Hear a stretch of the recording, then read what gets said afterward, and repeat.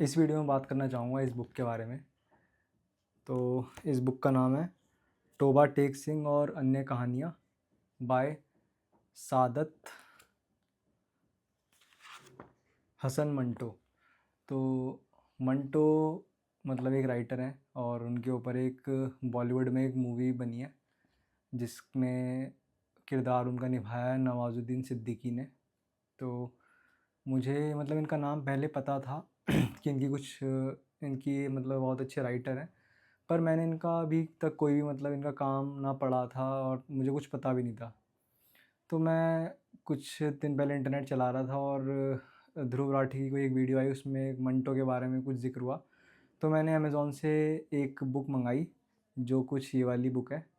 तो ये वाली बुक मैंने सोचा कि इनकी ये वाली कहानी बहुत फ़ेमस है, ये टोबा टेक सिंह वाली, और एक है ठंडा गोश्त करके।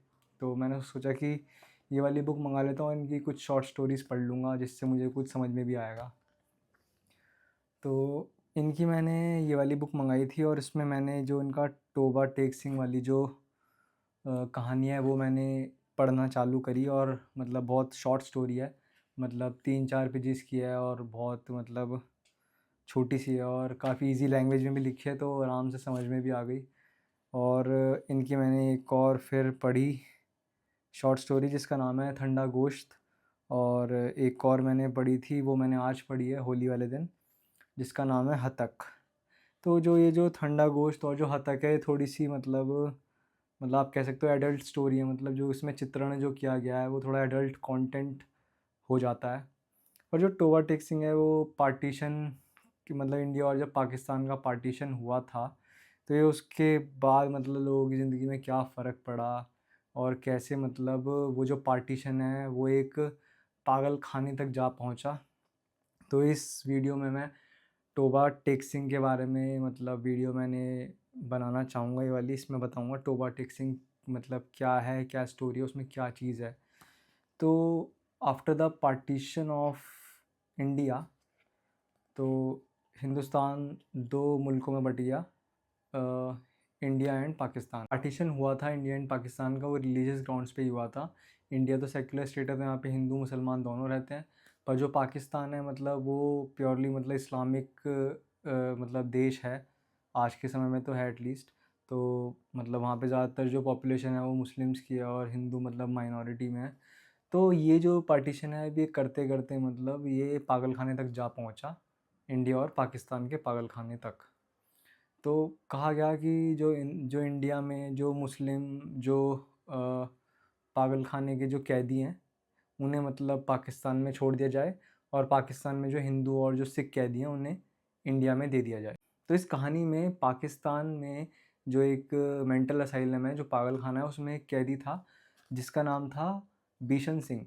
तो बीशन सिंह क्या होता है, वो मतलब उसकी पहले जो ज़मीन थी वो टोबा टेक सिंह एक जगह है वहाँ पर थी।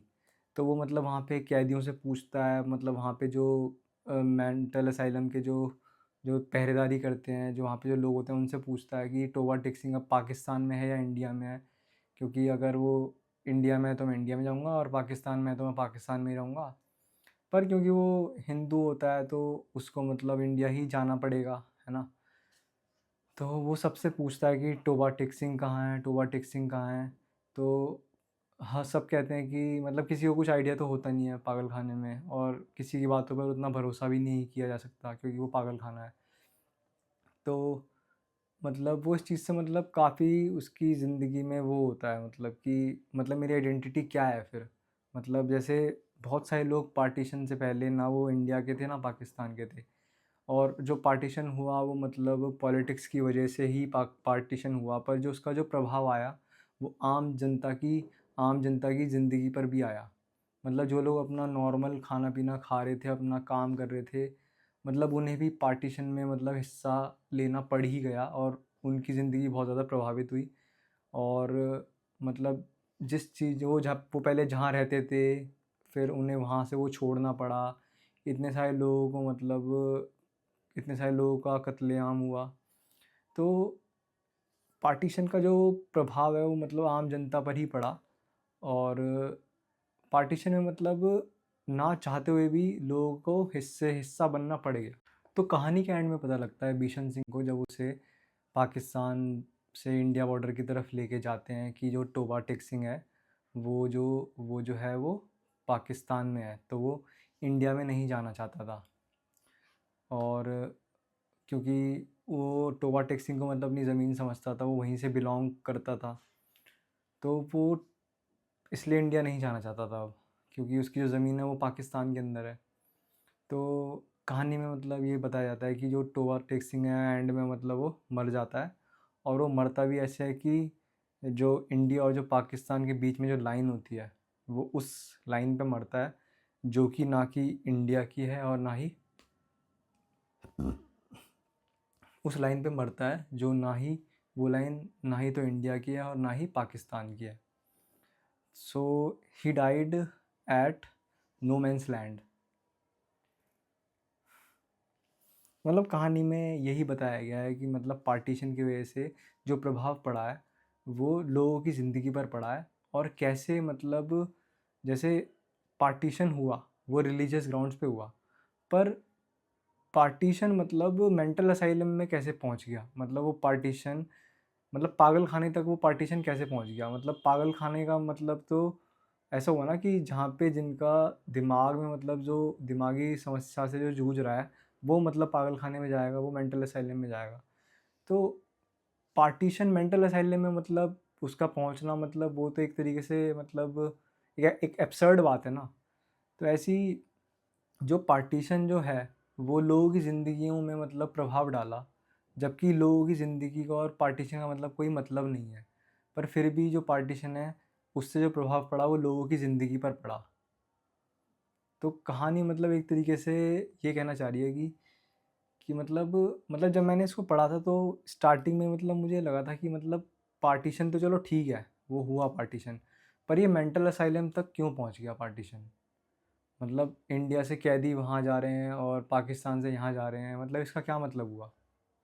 मंटो की कुछ स्टोरीज़ पर मतलब बहुत विवाद भी हुआ है और उन पे केस भी चले हैं ऑब्ससीनिटी के, कि मतलब उन्होंने अश्लील कहानियाँ लिखी हैं। और मतलब कुछ जैसे मैंने उनकी कहानियाँ पढ़ी, जैसे ठंडा गोश्त और जैसे ये वाली कहानी है हतक। तो इसके अंदर ही मतलब जो उन्होंने जो चित्रण किया है लेखन के अपने माध्यम से, कि किस तरीके से मतलब उन्होंने स्त्री और पुरुष के पूरे मतलब एक सेक्सुअल संबंध को मतलब अपने लेखन द्वारा मतलब चित्रित करने की कोशिश की है। तो वो सोसाइटी को मतलब थोड़ा-सा मतलब उसके अगेंस्ट लग सकती है, क्योंकि हम नॉर्मली ऐसी बातें डिस्कस नहीं करते पब्लिक में, और इतनी डिटेल में और इतने डेप्थ में तो बिल्कुल भी हम मतलब डिस्कस नहीं करते। तो उन्होंने मतलब ऐसा चित्रण अपनी स्टोरीज़ में मतलब उन्होंने अपने लेखन के द्वारा मतलब उन्होंने स्टोरीज़ के माध्यम से बयान किया है। तो मतलब उन पे ऑब्ससीनिटी के केसेस भी चले, और उन्होंने मतलब ऐसा कहा कि अगर आपको मेरी कहानियाँ अश्लील या गंदी लगती हैं, तो जिस समाज में आप रह रहे हैं वह अश्लील और गंदा है। मेरी कहानियाँ तो केवल सच दर्शाती हैं। मतलब जो कि सही भी है, मतलब कि जो उन्होंने चित्रण किया है उसके अंदर उन्होंने कुछ भी ऐसा नहीं किया कि which is not prevalent in society and which is not happening in society. It is there, but the thing is that we want to hide it, and it's it's under the table, right? So